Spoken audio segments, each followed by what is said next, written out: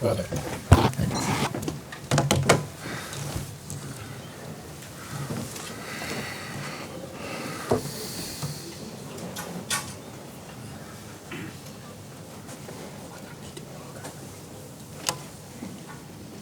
Your changes. One sec. Sorry.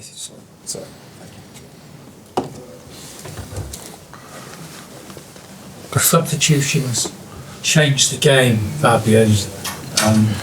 The total context of the game changed, didn't it, with your quartet of substitutes? Yeah, but I think it's very important to emphasize was a decision we made together.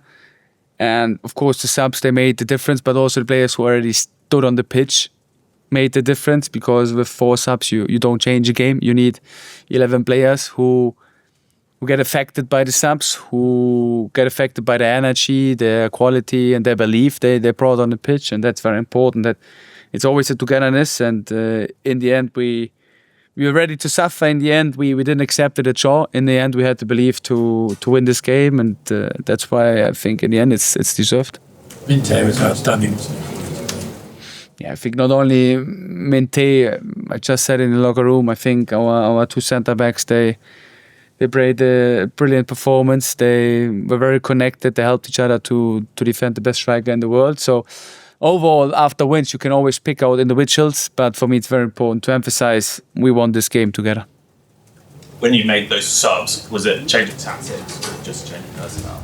Sometimes in football, it's not about tactics. It's about understanding the profiles from the player. It's about understanding what you need. And in this moment, we needed energy, intensity, and the belief to change the game. And the profiles from the player who came in with James, with Yassin, with Gruda and Ruta, they all have like different profiles. For example, Gruda and Ruta, they are very positive guys. They just enjoy to play together. Like Yassin is always a guy who has to believe to win games. James Milner is a guy who brings energy and organization into the group. So I think it's important to understand the profiles from the player and what you need in a moment. And there was about 83 minutes, there was like an injury break, and I think a lot of maybe the whole team went over to you. Was there a message there that we can be trying to win this game, not just get a win? Yeah, that was the message. I think it's important that you spread the belief, but it's also important that the players have to believe on their own. And like I said, there are some players on the pitch, for example, James Milner, he always have to believe, no matter against who you're playing, that you can win the game. And if you have these believers in your group, then you spread the belief to others, and then it's like a virus, positive virus that goes into the other one, into your teammate, and then also to the crowd. I think also the crowd helped us a lot in the end. And then it's like one has the spark, and the spark has to be like a fire, and then you can create something. And with James, like almost a second coach for you on the field. Yeah, I think that's a good description. He transported my messages, he transported my values in the group, and therefore he proved today he's not only a great leader, also a player who takes responsibility in the right moments. But it's not only about him. The other great leaders, like I said, with Luis on the pitch, who played a great performance, with Jason, who's not playing there at the moment as a starter, who's always there for the team. So I can mention a lot of leaders who are very helpful for me. As a tactician and as a leader, how satisfying is it for you to get another win over Manchester City and one of the greatest coaches ever in the Prem? Of course, like wins in the Premier League are always special. I always emphasize that Pep is one of the best managers in the world, so it's always a big challenge to face him. You always have like new ideas.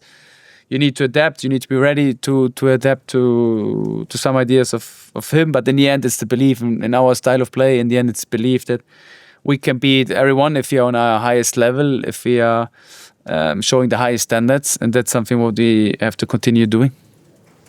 Andy.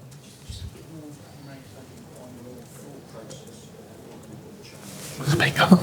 Are you speaking to your other coaches? Are you already thinking about that at half time if things don't change in the first 15 minutes or second half? Just laying down the approach.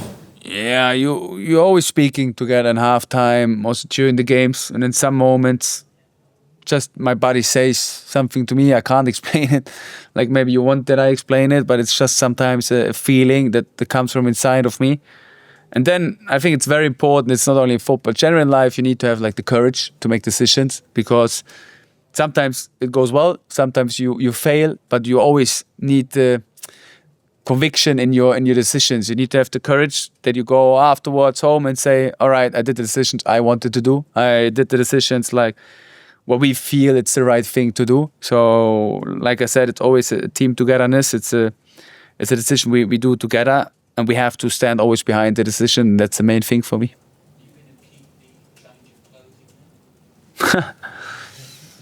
Let's see. Now against Oxford, I wore my normal clothes. Sometimes I wear this. So it's like also how I feel. And maybe I adapt to the weather here sometimes. So it's good that we had to win. And sometimes there are some traditions you shouldn't break. So let's see what happens in the future. But you're taking care. So that's a very positive thing. You are alive. That's also what I demand from the players, to stay alive all the time. Go on, Ed. Well, the penalty was the decision for James to take it. Was that really on the field? And also, how much does it say about him that he was not played very much in the last few years? Don't think he scored for almost 6 years, but he stepped up, doesn't he? The decision was clear, so we have clear roles who will take the penalty. And I think if someone can come back after the injury he had, then you can only mention one person or one player, and that's James Milner.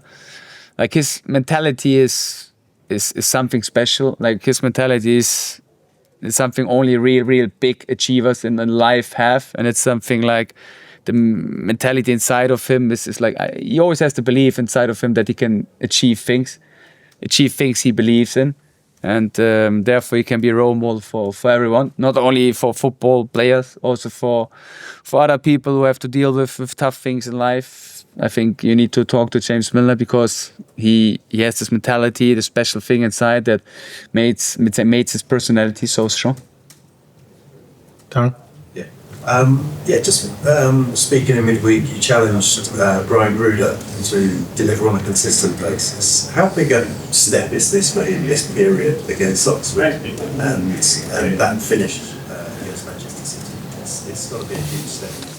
Yeah, I think this can be a signal for him that if he trains hard, if he plays consistent, if he pushes his limit, he can be a game changer for every team in the world. And we saw it, I think, his potential last season. He has special things inside of him. He can do special things. He can change the game in one situation. And now it's important that he proves it like consistently. He proved it against Oxford. He proved it now today.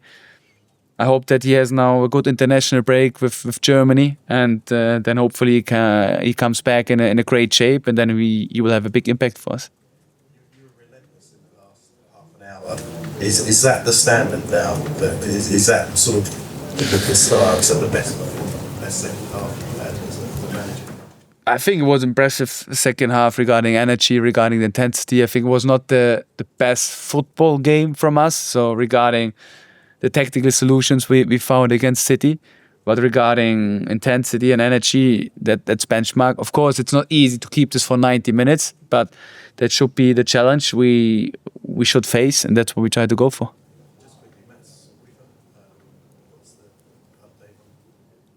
Just a small issue. We didn't want to go any risk, so he has now some days to recover, and then he will be back against Bournemouth. Rich? How are you feeling going into the Ashes break? Does it come at sort of the wrong time after just such a great winter? I think I had the question last season. I will answer it in the same way. So there are pros and cons. We need to take it like it is.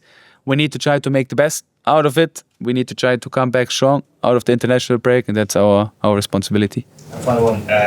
Just obviously there's like a day or so left on the transfer window. How happy are you with the squad? How does it compare to the start of last season? I always emphasize that I'm very happy with my squad. I think there are still some things ongoing. I don't think that crazy things will happen from our side, but let's see what happens in the next hours, and then we see more. Thanks.